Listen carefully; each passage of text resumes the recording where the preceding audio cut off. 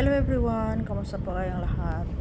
Friday ngayon, day off ko, wala akong pasok, kaya naisipan kong pumunta sa isang, hindi naman ito matatawag na mall, mga boutique sa department store para naman maggala-gala dahil mga ilang araw na akong hindi lumabas. So ngayon, magpapahangin muna kasi malamig ang panahon ngayon dito sa Saudi.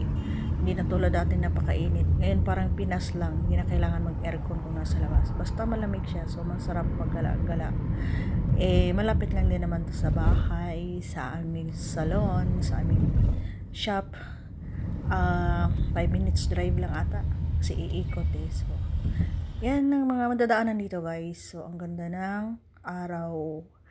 Yung paglubog ng araw. So, ganyan siya. Natakpan na ng mga building, mga bahay. So, yan guys. Yung mga dyan sa kagilid, dyan sa gilid na yun, mga apartment ata yun. Tapos yan, yung mga bahay. Apartment yung ganyan. Pag mga ilang ilang palapag.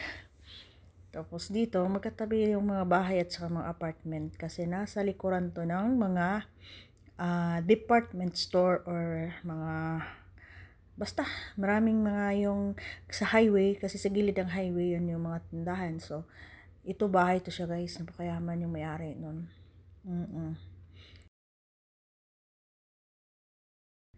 Dito na ako, naglalakad na ako dito. So, dito banda nagkahilera yung mga coffee, yung tanawag nilang club dito na sikat. Tapos, Basken, Center Point, 20, yung mga parang branded na dito, mga boutique. So, ayan, pumasok ako sa may red tag. Sa unahan yan, yun yung Hyperpanda na. Doon ako mag-grocery. So, yun. Hindi ko na tinuloy mag-video doon sa loob kasi marami ng tao. Alam mo naman na masilan sila sa mga bagay na yon. So, ito lang po ang ganap ko guys sa Friday off ko. Tapos na akong mamili at pauwi na ako sa aking lungga. So, that's all guys. And thank you for watching. Mag-iingat po kayo palagi. And God bless us always.